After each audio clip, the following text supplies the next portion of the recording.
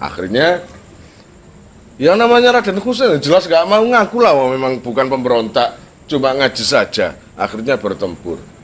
Nah, bertempur beberapa hari itu Raden Husain sama sekali gak terluka sama sekali.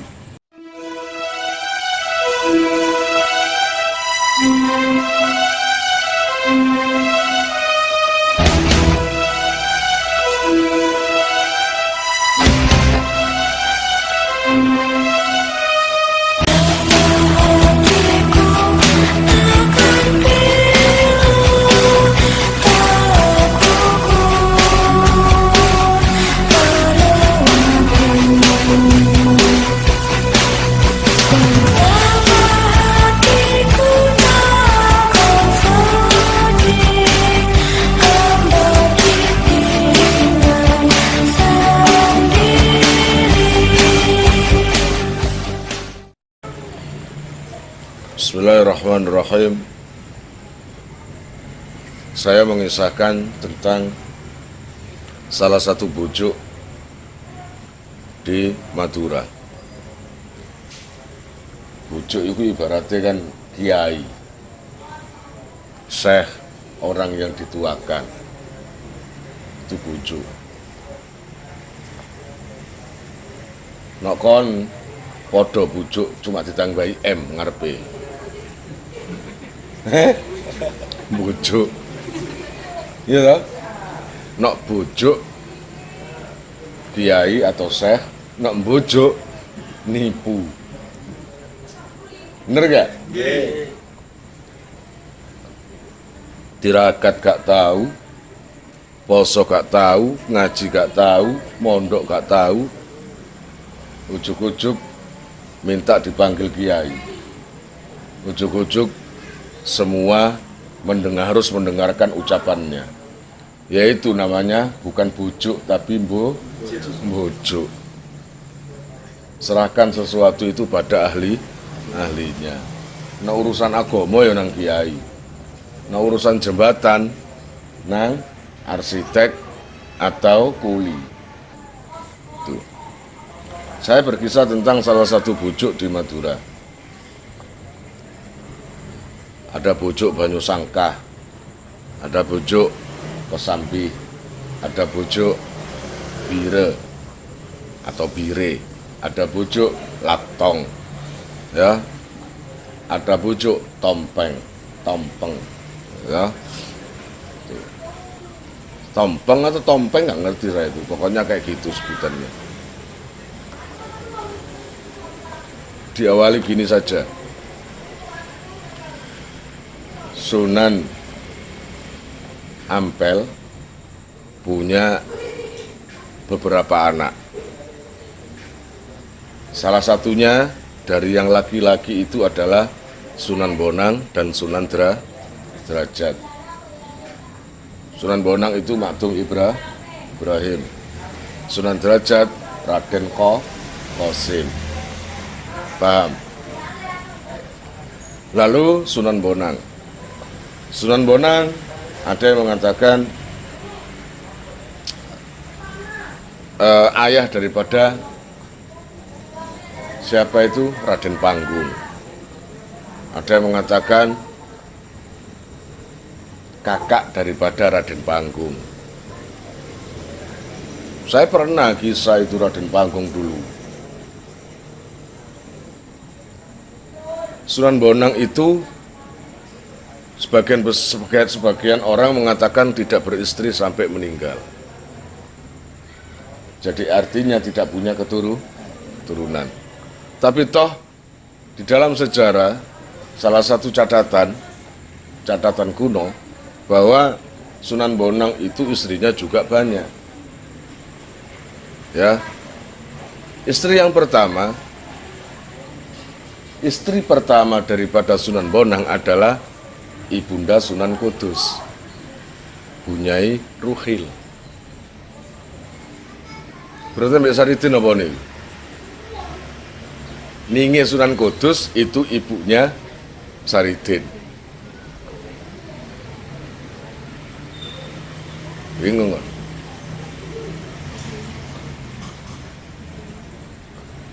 Apa?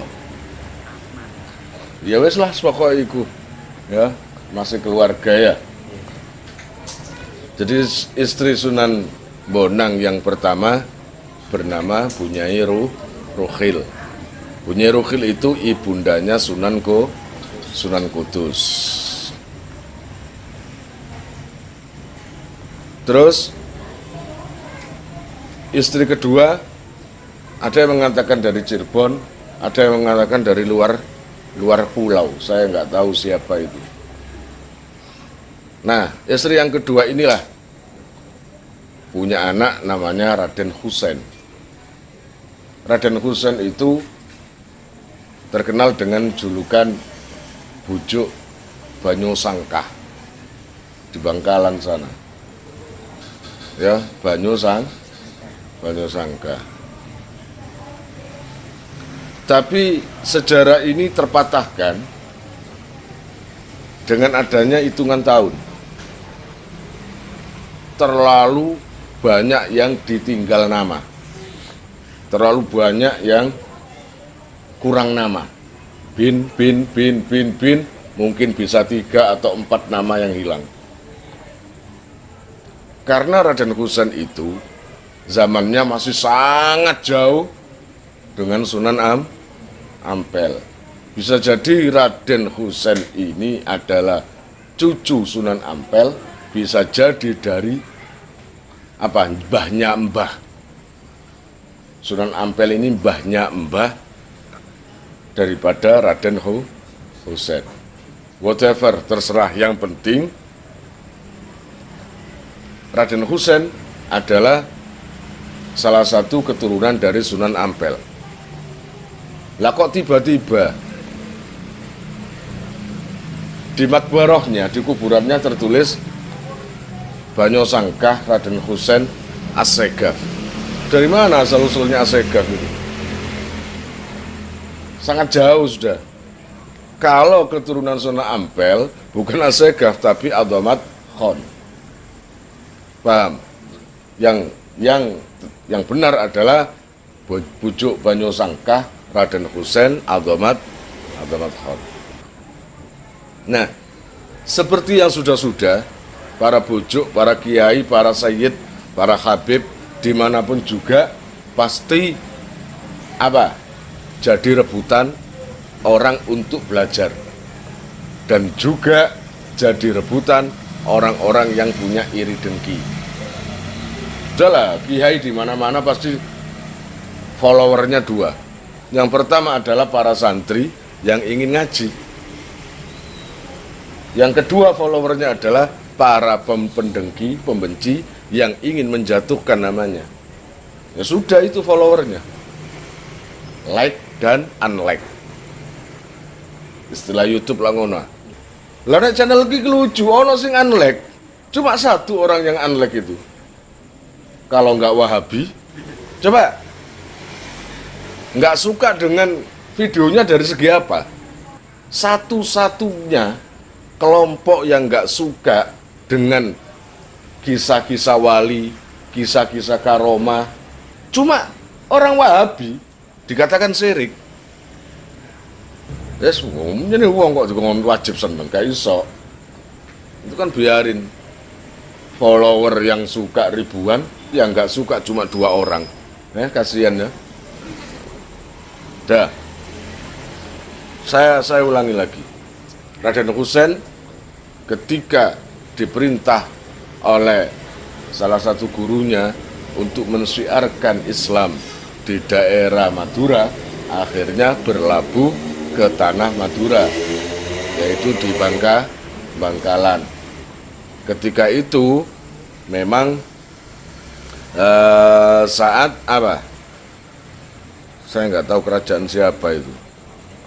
Pokoknya ada satu kerajaan, entah kerajaan atau apa saya nggak tahu, di daerah Bangkalan itu.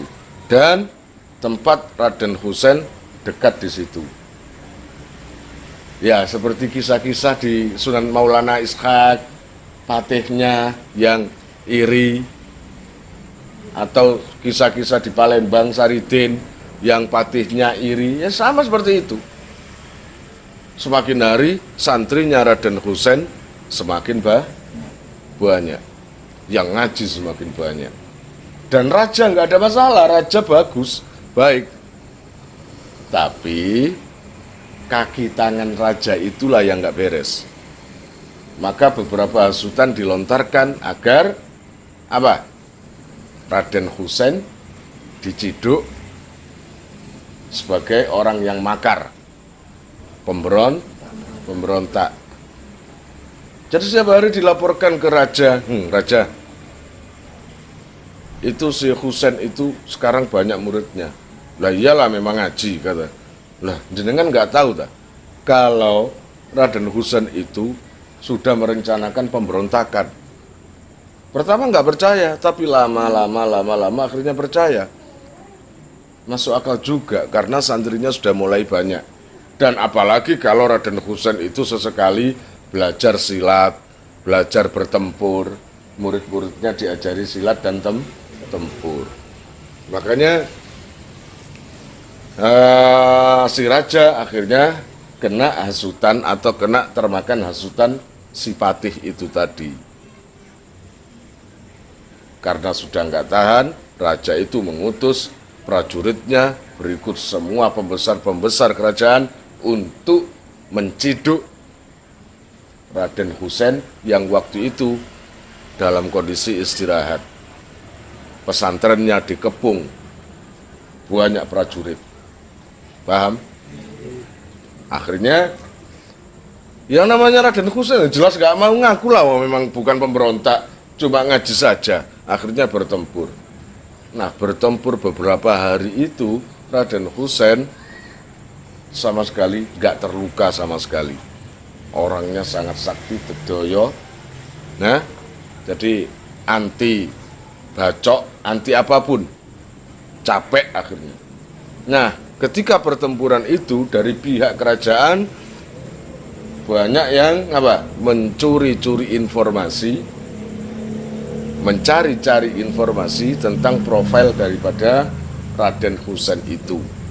Saya nggak tahu ada yang memberitahukan, tapi ada sejarah yang mengatakan beliau sendiri yang memberitahukan.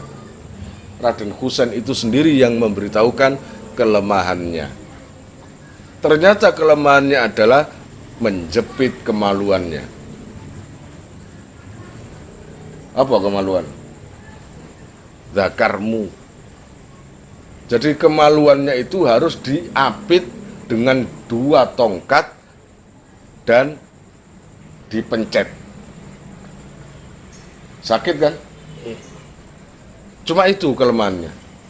Ya, ketika kelemahannya sudah diketahui, maka semua sudah siap-siap mengeksekusi.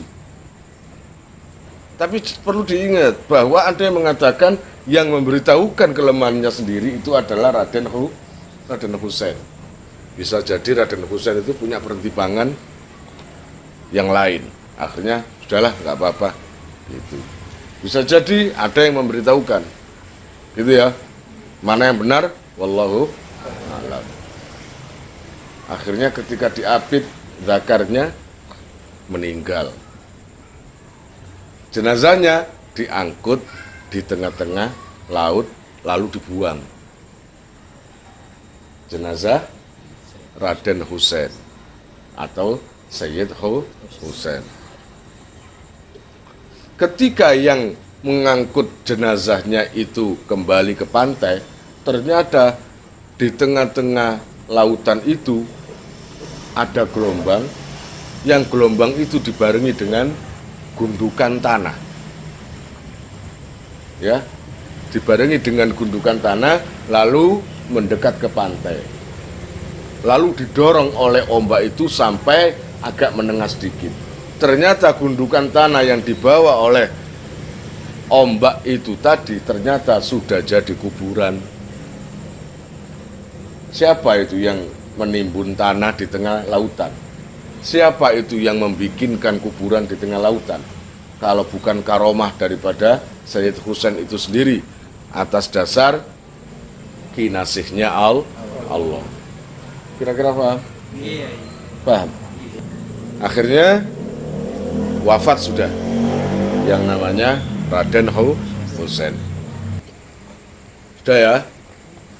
Di saat kejadian itu, Raden Husain itu punya 2 orang putra. Namanya Abdurrahim dan Abdul Mannan. Yang Abdurrahim itu melarikan diri karena ayahnya sudah meninggal dan tentara masih mengejar-ngejar terus. Abdurrahim akhirnya melarikan diri di daerah mana, di satu tempat yang meninggal di sana juga, hidup di sana, dan akhir-akhirnya nanti menjadi Bujuk Bire atau Bujuk Bire, terkenal dengan sebutan itu. Nah, sedangkan Abdul Mannan itu niru ayahnya, masih hidup. Dah. Nah, yang unik adalah tuduhan makar terhadap Raden Husain.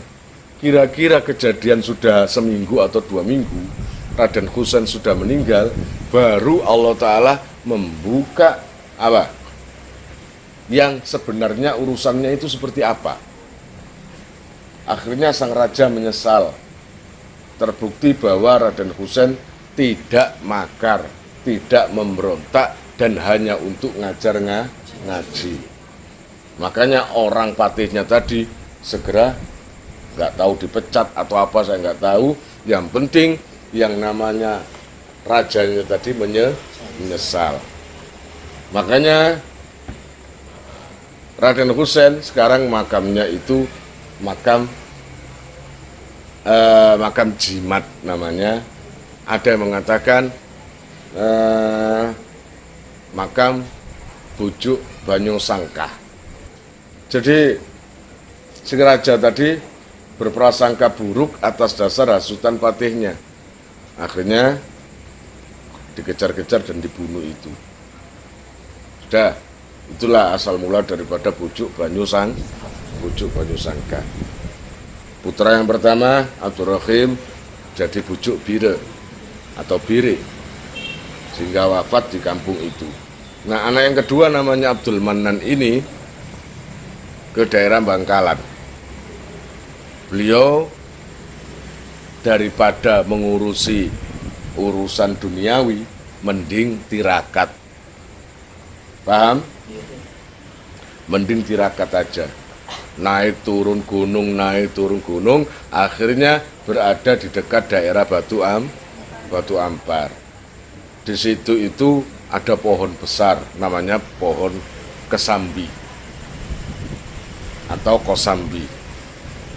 Beliau tirakat di situ di pohon kosambi sampai 40 tahun.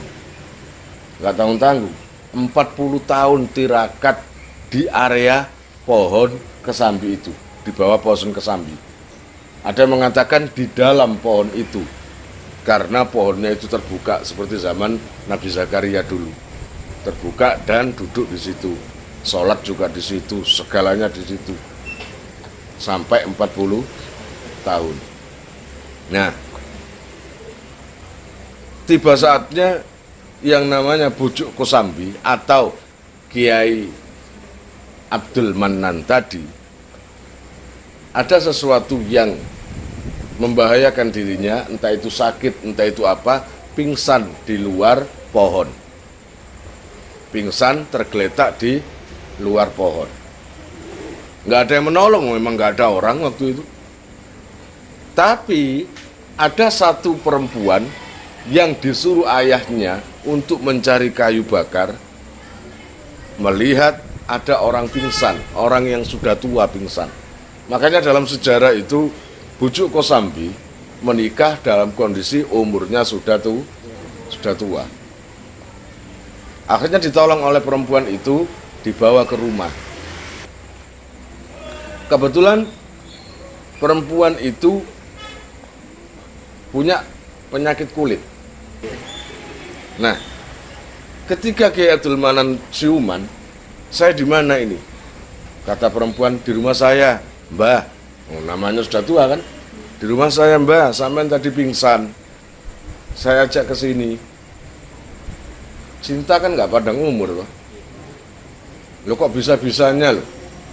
Kiai Manan itu cinta sama anak yang umur masih belasan tahun. Dia nggak sadar kalau umurnya sudah tua. Ya toh? Ya itulah cinta. Bujuk Kosambi atau Ki Abdul Manan tadi menaruh rasa cinta kepada perempuan itu tadi. Cek gati ini, kan gitu ya. Anda iki jadi suami, istriku. Tapi aku sudah tua. Apa mungkin dia mau? Tapi perempuan itu, nggak taunya lama-lama juga jatuh cinta kepada Simba itu tadi. Maksud aku ngarani wis sepuh kan mbak lo. Kenapa kok perempuan itu tiba-tiba jatuh cinta terhadap Kiai Manan itu? Karena dari sinar wajahnya ketara kok. Wajah orang yang alim, wajah orang yang dekat sama Allah, siapapun yang melihat itu pasti suka. Dari segi bicaranya, dari segi ibadahnya, perempuan itu punya pikiran, andai ini jadi suamiku. Yang mbah itu tadi, andai itu jadi istriku. Loh, gato loh. Itu loh gato. Curi malaikat tuh salah aja kayak anu. Wis kul wae. Ibarat ngono. Maksudnya kul wae ku ya nikah. Akhirnya Kiai Abdul Manan itu lambat laun memperhatikan terhadap si perempuan itu tadi. Selalu melirik terus memandangi. Mosok sih seneng sama aku. Kiai Abdul Manan ngoco. Aku setuwek loh. Aku setuwek, aku. Tapi akhirnya diberani-beranikan diri. Saya itu sebenarnya punya rasa suka sama kamu. Saya itu mengharapkan kamu jadi istriku. Tapi apalah, kalau kamu menolak juga nggak apa-apa, pantas. Nah, kata perempuan itu, tunggu dulu, aku nerima kok. Ya, aku kok, aku nerima kok, tunggu dulu. Akhirnya ikatan cinta terjalin, berujung pernikahan, gitu ya. Nah, coba setelah habis dinikah, siapa itu? Yang Kiai Abdul Manan itu sembuh, yang perempuan itu penyakit kulitnya semakin parah, gudiken. Wes pokoknya gudik wis gak enak ambune pesing sembarang. Pokoknya kalau laki-laki mendekat nggak ada yang suka. Tapi itulah dibuktikan oleh Kiai Abdul Manan sejak awal. I really love you. Ibaratnya kan ya. Aku sungguh mencintaimu dan tidak memandang apapun. Aku cuma melihat dari akhlakmu. Aku melihat dari bla bla bla lah. Dan itu buktikan walaupun perempuan itu baunya kayak gitu, penyakit kulit, tapi tetap setia mendampingi istrinya. Nah, genap pernikahan 40 hari Kiai Manan tadi kayak ada wisik atau kayak ada bisikan atau kayak dari mimpi atau dari apa wallahu alam, istrinya tadi disuruh mandi di dekat mana itu? Di dekat pohon tempat tirakat itu dulu, yaitu pohon Kosambi. Ada yang mengatakan keluar airnya di pohon itu disebut mandi. Akhirnya yang namanya penyakitnya itu total hilang, bersih, sembuh, semakin mulus, kecantikannya 3 kali lipat dari sebelumnya, kemulusannya 3 kali lipat dari sebelumnya. Apa enggak tambah semakin mencintai? Kan gitu toh? Nah, itulah asal usul daripada Kiai Abdul Manan yang dijuluki Bujuk Kosambi. Dari pernikahan dengan perempuan itu tadi, Bujuk Kosambi punya 2 anak. Yang pertama adalah Faqihul Muqaddam, tabarrukan ke kakek buyutnya, Faqihul Muqaddam. Paham? Itu adalah kakek buyut para Bani Alawiyin, Faqihil Muqaddam.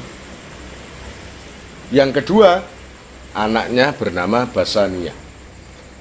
Anak kedua Basaniyah ini terkenal dengan sebutan bujuk tompeng atau tompeng. Apa tumpeng? Gak ngerti wallah alam, bujuk tompeng atau bujuk tompeng. Kenapa disebut gitu? Ya karena tirakatnya di gunung itu disebut gunung tompeng. Ya, di daerah Bangkalan situ, dekat di Batu Ampar situ. Nah, kalau bujuk tompeng itu persis sama dengan ayahnya, yaitu Kiai Abdul Manan bujuk Kesambi, yaitu suka tirakat terus gak mari-mari, terus gak ngurusi urusan duniawi. Untuk kisah bujuk tompeng lain waktu saja. Bujuk tompeng itu tadi punya anak namanya Kiai Suadi. Nah, Kiai Suadi inilah yang nantinya berjuluk bujuk Latong. Paham?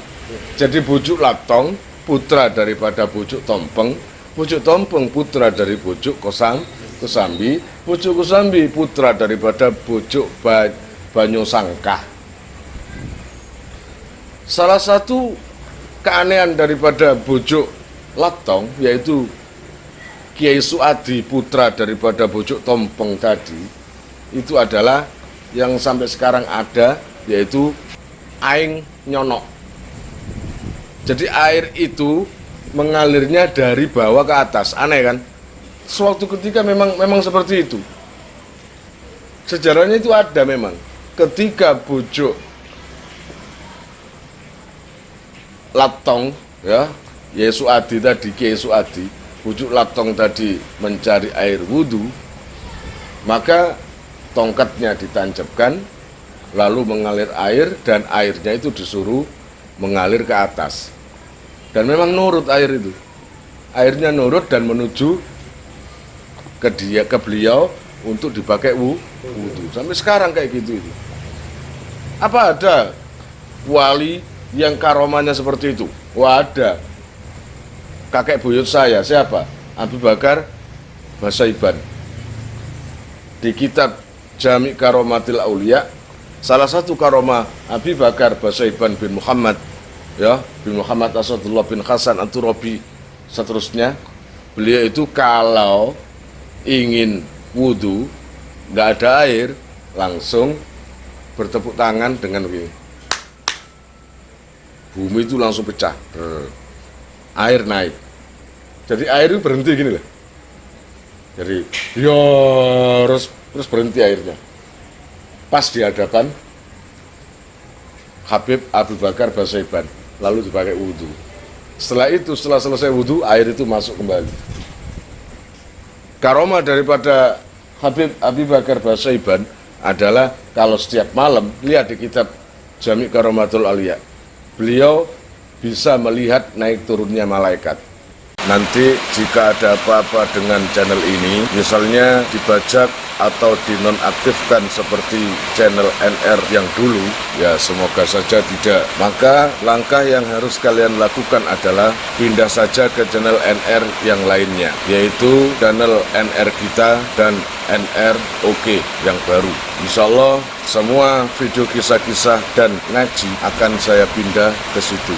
Maka sekaranglah saatnya kalian mensubscribe 3 channel NR sekaligus. Berikut pencet logo loncengnya. Semoga Allah mengasihi kalian dan membalas kalian. Amin. Allahumma amin. Latong itu apa sih? Latong itu teledong. Unik kan? Bahasa halusnya tembelek. Tembelek kecek. Latong itu tembelek yang basah, yang gembur-gembur, ya, kotorannya sapi. Mau gak percaya, mau gak gembur, coba. Iya toh? Engko iso lho. Santai yang jadi tahu mondok yo. Jalan-jalan sikile ngicak tae. Tae lho. Lho iya ta? Eling, nek ngaji nang yai apa ya? Perkara najis itu harus dilihat dari beberapa perkara. Baunya, sifatnya, dan rasanya. Terus kena tae, kena sikil Ustaz. Oh iya. Coba sifatnya. Kayak gini nih. Iya ini tae ini. Baunya, Iya, basit, bau. Berarti najis. Belum, kurang satu. Rasanya. Oh iya.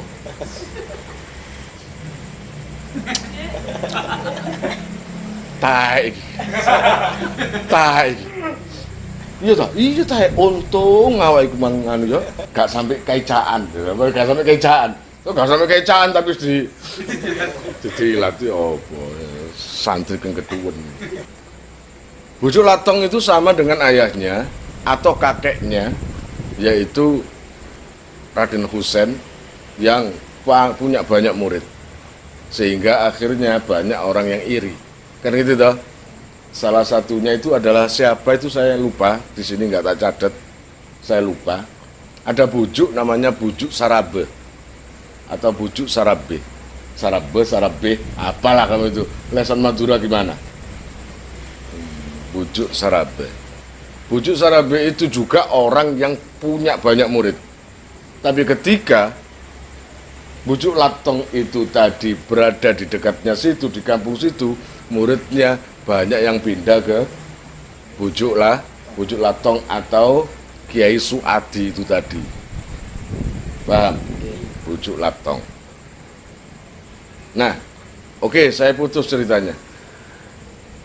Bujuk Latong itu dikatakan Latong adalah dadanya itu sering ditempeli kotoran sapi. Kenapa itu? Karena dadanya Kiai Suadi itu tadi bercahaya. Bahkan orang yang melihat banyak yang pingsan karena terlalu terang. Paham? Sangat bercahaya. Terlalu terang. Tapi ada yang mengatakan yang melihat terang itu adalah orang-orang yang ahli maksiat yang belum tobat. Bagi orang-orang biasa. Tapi bagi orang yang habis melakukan maksiat tidak tobat, maka melihat dada daripada Kiai Suadi tadi sampai pingsan. Nah akhirnya Kiai Suadi atau Bujuk Latong tadi berpikir, wah bahaya ini. Ini nanti membahayakan orang banyak. Ya sudah, ditutup dengan telek tadi, latong itu tadi. Nah dari situ loh tetap masih percaya. Jadi artinya, gak usah ditutup, terus pancet tono ya. Cahaya itu memang dari Allah kan. Itu. Oke, kembali lagi. Bujuk Sarabe itu akhirnya tadi, ibaratnya dedengkot atau jawarannya orang Madura, punya banyak murid, merasa tersaingi, akhirnya ingin menjajal atau mempermalukan Kiai Suadi atau Bujuk Latong. Dengan apa? Mengadakan tantangan terbuka. Akhirnya mereka datang semuanya berikut murid-muridnya, Bujuk Sarabe itu tadi, datang ke pesantrennya Kiai Suadi dengan bersenjatakan pedang semua. Pedang semua dibawa semua, celurit dibawa semua. Nah, ketika berhadapan di satu lapangan dengan Bujuk Latong, ditantang. Bujuk Latong nggak mau. Kanggo opo sih? Buat apa? Nggak usah, sampean pulang aja. Oh nggak bisa, saya nggak akan pulang sebelum mengalahkan musuh saya. Nggak usah, kata Bujuk Latong. Akhirnya Bujuk Latong masuk ke rumah dan Bujuk Sarabe tadi muangkel, ngerasa nggak dihiraukan. Oh taek kon niku serbu. Gitu. Ketika serbu, semua tadi kan sudah siap-siap bawa senjata. Ketika senjatanya dibuka atau ditarik dari sarungnya, dari Ternyata nggak ada semua pedangnya. Yang ada cuma gagangnya saja. Loh, mana pedang? Mana? Semua nggak ada pedangnya. Mana pedangnya? Di Suwadi. Loh, yang bawa kamu kok tanya saya? Emang kamu kan bene kok nang tengah jalan kon rombeng no. Iya kan? Gak. Kata Kiai Suwadi, wes nggak usah berdebat. Tapi dengan catatan nanti kalau pedang kamu sudah ditemukan, kamu tobat. Banyak ya? Ya wes. Kalau ditumpukan itu, apa itu? Apa? Tai sapi. Makanya itu juga asal usul disebut bujuk latong yaitu. Ternyata ada gundukan tai sapi banyak. Ya mutak kabeh. Ya toh? Nang di pedange di mana? Ya di dalam situ. Ya mulane tak rogo terus gak ono. Muka utang nganggur aku. Ternyata ketika dirogo oleh satu orang, memang iya di situ semua pedangnya itu. Terus pertanyaannya kapan bujuk latong tadi mengambil setiap pedangnya per orang dan menyimpan di situ itu kapan? Apa itu kalau bukan namanya karoma? Gitu ya. Nah, itulah kisah daripada bujuk yang ada di Batu Ampar. Gusmi pernah ke sana menghatamkan Al-Quran. Kiai Ma'ruf Kedunglu pernah ke sana menghatamkan Al-Quran. Dan semua para wali-wali banyak yang ke sana. Gitu ya. Itu saja. Mulane kalau ada rezeki silakan ke ziarah ke Batu Ampar. Itu aja. Wallahu a'lam bishawab.